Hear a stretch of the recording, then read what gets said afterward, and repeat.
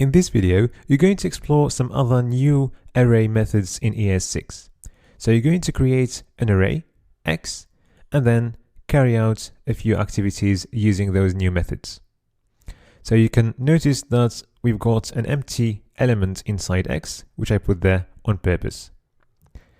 So we're using the const declaration, but this is fine if you want to change things inside x, right? So this is very similar to when you are changing properties inside an object. You can still do that to a constant object.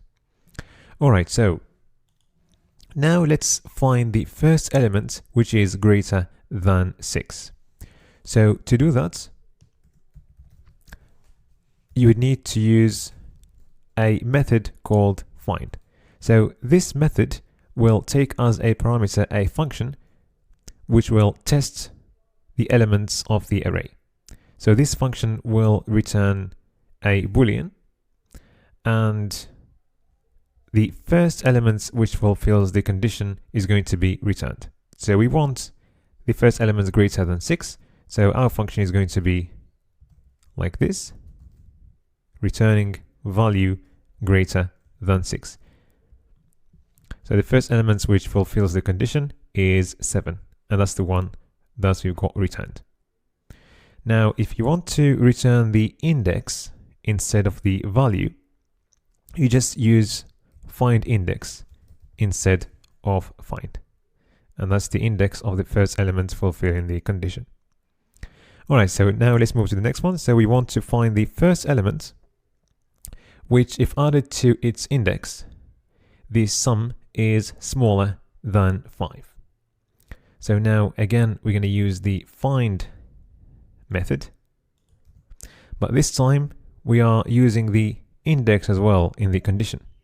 So basically, you can pass two elements to your function, or two parameters. The second one is optional, and that's the index. So we want the value plus the index to be greater than or less than 5. All right, so let's try this and see what we get. We're getting undefined, and that's because no element inside the array fulfills this condition. So if you change 5 to 6, then obviously the first element is going to fulfill the condition, and you're going to get 5 as the result. Okay, so now let's get the index of a certain value. So to do this, you use index of.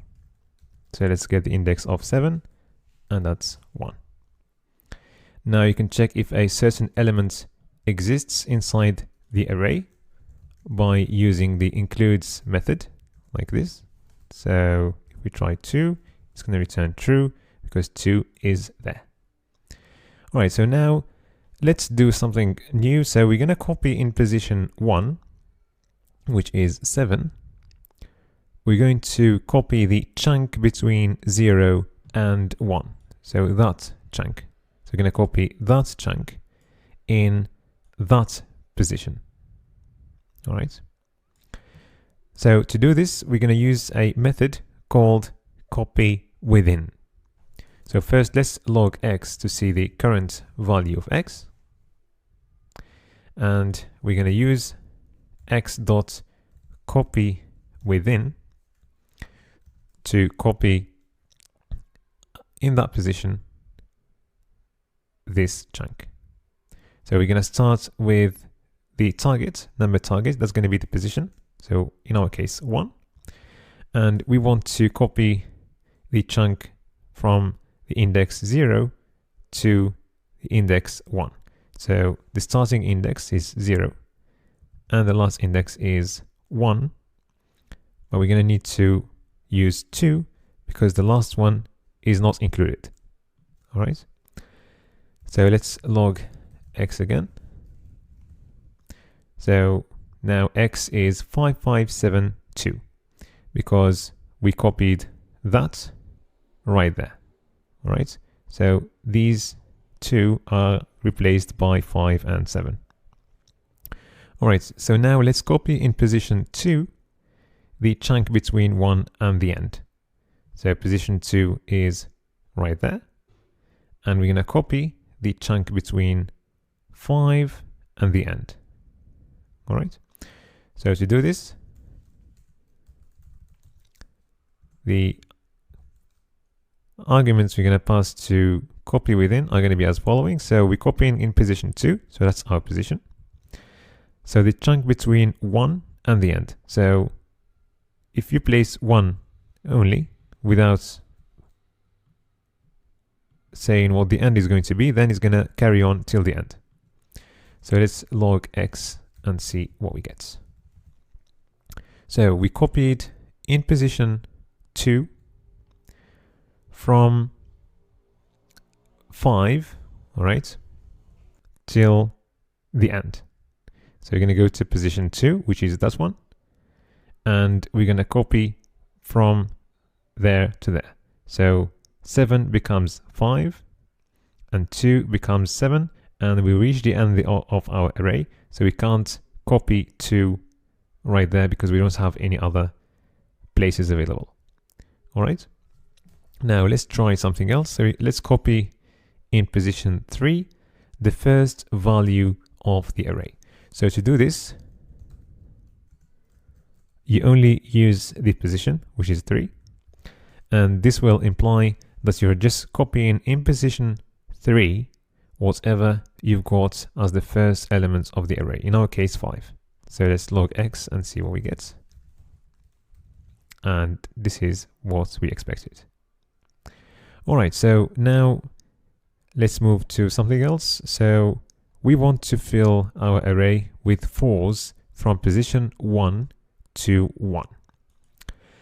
So to do this, we use the fill method. So you specify the position, the value.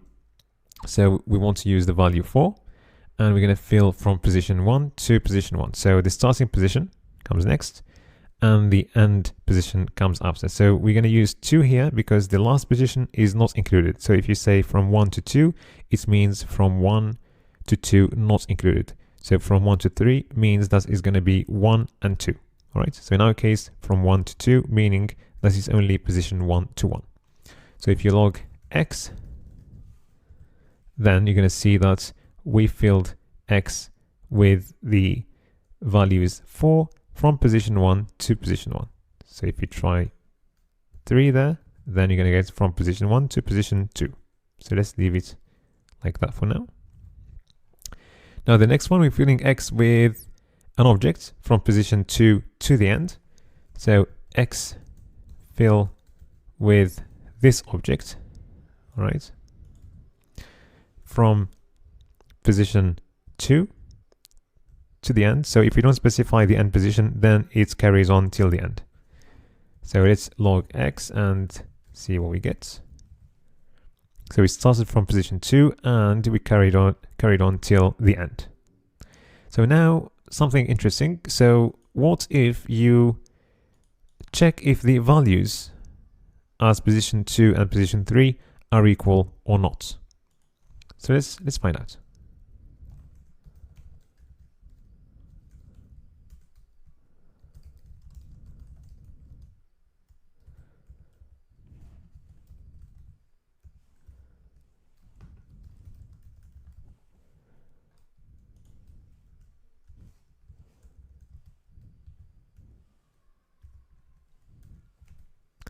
We are getting true. Now, what if you try this, but this time using those object literals like that, and you're getting false? Interesting. So the reason why we're getting different results is because when you copy this value inside x, or the array x, you're actually passing a reference only of an object. So the same reference is actually being passed to the elements as position 2 and the elements as position 3. So here you get true because you are passing a reference only. So this is the same as if you were creating a variable y where you store your objects, and then you were passing the objects like that. So you're passing a reference to this objects in memory. It's absolutely the same. All right. So let's keep it as it was. So hopefully this makes sense. Okay. So this was a quick overview of some new methods of arrays in ES6.